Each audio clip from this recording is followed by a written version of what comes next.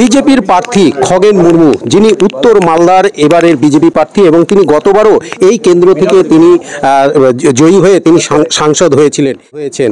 আজকে তিনি সকাল থেকেই তিনি বিভিন্ন এলাকা ঘুরছেন এবং তিনি তার বাড়ির সামনে যে মন্দির, সেই মন্দিরে পুজো দিয়ে তিনি বেরিয়েছেন এবং তার যে বুথ দেউতলা ম্যানেজ প্রাথমিক বিদ্যালয়, সেইখানে তিনি আজকে তার ভোটাধিকার প্রয়োগ করেছেন এবং তারপরেই তিনি এলাকা ঘুরছেন এবং এলাকার মানুষের সাথে তিনি কথা বলছেন, তাদের সাথে কুশল বিনিময় করছেন এবং সেই সঙ্গে সকলের সুখ দুঃখ নানা রকম কথাও তিনি শুনছেন।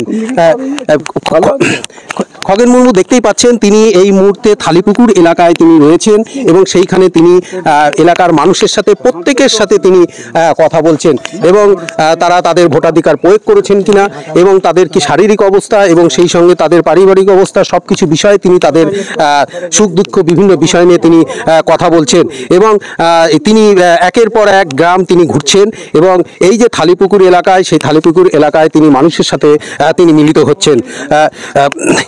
আমরা খগেনদার কাছে শুনে নেব। খগেনদা, আপনি তো ভোটাধিকারও প্রয়োগ করেছেন, সকাল থেকে বিভিন্ন এলাকা ঘুরছেন, এখনো পর্যন্ত আপনার এই কেন্দ্রের ভোটের কি পরিস্থিতি, কি বলবেন? এখন পর্যন্ত এই কেন্দ্রে কয়েকটা বুথ বাদে বাকি সমস্ত এলাকায় শান্তিপূর্ণভাবে ভোট হচ্ছে। কয়েকটা বুথে তৃণমূল কংগ্রেস যেভাবে এর আগেও ওই ছাপ্পা দেওয়ার চেষ্টা করেছেন, বুথ দখল করার চেষ্টা করেছেন, মানুষকে ভোট দানে বিরত করার চেষ্টা করেছেন, বাধা দিয়েছেন, এটা চলছে কয়েকটা বুথে। আমি ওই রতুয়ার 86 নম্বর বুথ সহ কয়েকটা বুথে এইসব চলছে, বিশেষ করে রতুয়াতেই। আর এটা আমাদের এইখানে আমি দেখতে পাচ্ছি চাকনগরের একটা বুথে এরকম বাধা দেওয়ার চেষ্টা করছে, ভয় দেখাচ্ছে। এগুলো তৃণমূল কংগ্রেসের কালচার, এটাই তো ওরা করে। তবে মানুষ এখন চায় শান্তিপূর্ণ ভোট হোক, অবাধ নির্বাচন হোক, মানুষের তার অধিকার যাতে প্রয়োগ করে সেটা সবাই চাই। এই অবাধ নির্বাচনের ক্ষেত্রে কোনোরূপ কোনো সমস্যা বা কোনো কিছু এখনো আপনার নজরে কিছু বা কোনো অভিযোগ আপনার? আমি বলেছি যে 86 নম্বর বুথে সেখানে অবাধ নির্বাচন যাতে না হয় সেখানে বাধা দেওয়া, বাড়ি থেকে বেরোতে নিষেধ করা, মানুষকে ভয় দেখানো, এটা 86 নম্বর বুথে রতুয়াতে চলছে। আর বিশেষ করে বাহারাল এলাকায় কিছু বুথ যাতে মানুষ ভোট দিতে না পারে। সেন্ট্রাল ফোর্সকে এখনো কি ঠিক মতন কাজে লাগানো হচ্ছে? সেন্ট্রাল বাহিনী যেভাবে তাদের দায়িত্ব যেটা দেওয়া আছে তারা পালন করছেন। এখন সেন্ট্রাল বাহিনী তো চাই সবাইকে অবাধ তাদের ভোটাধিকার প্রয়োগ করুক। এটা আমাদের দেশের প্রধানমন্ত্রী ওইটাই চান, মানুষকে কোনো রকম বাধা না দিয়ে সব মানুষ যাতে তার নিজের ভোট দিতে পারেন, এটাই আমরা চাই। এটাকে আমরা সবচাইতে বেশি প্রায়োরিটি দিই।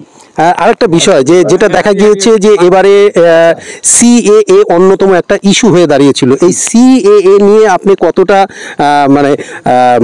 কতটা প্রভাব ফেলতে পারে বলে মনে করছেন, পজিটিভ বা নেগেটিভ?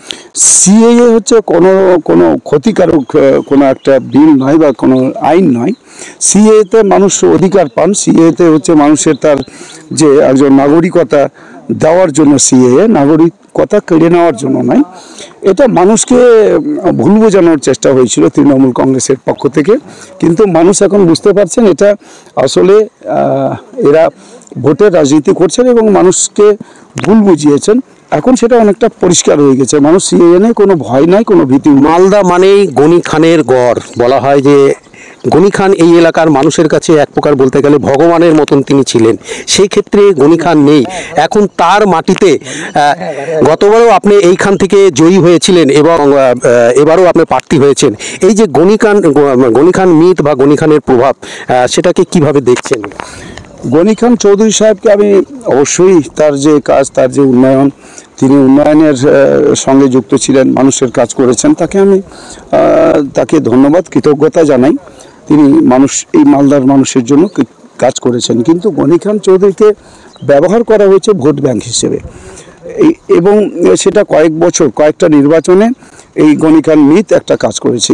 এখন সেই গনি খান মিথ এখন আর কাজ করছে না। অর্থাৎ মানুষ জানে যারা তৃণমূলের সঙ্গে আছেন গনি খান পরিবারের, তাদেরকে মানুষ বিচ্ছিন্ন করছে মানুষ থেকে। অর্থাৎ তাদের কথা আর চলছে না, অর্থাৎ তাদের কোনো কথা কেউ শুনছে না।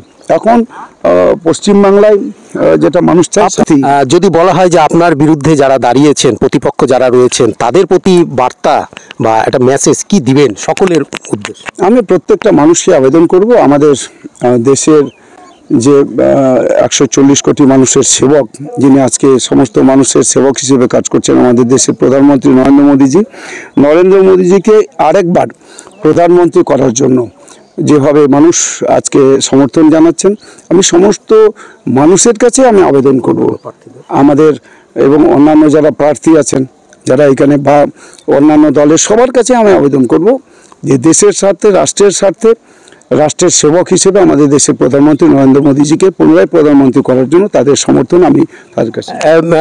বিজেপি প্রার্থী খগেন মুর্মু তিনি যেটা জানালেন যে এখনো পর্যন্ত এই যে উত্তর মালদা ছোটখাটো কয়েকটি ঘটনা বাদে এই উত্তর মালদার ভোট এখনো পর্যন্ত শান্তিপূর্ণ এবং অবাধ হচ্ছে বলেই তিনি জানালেন।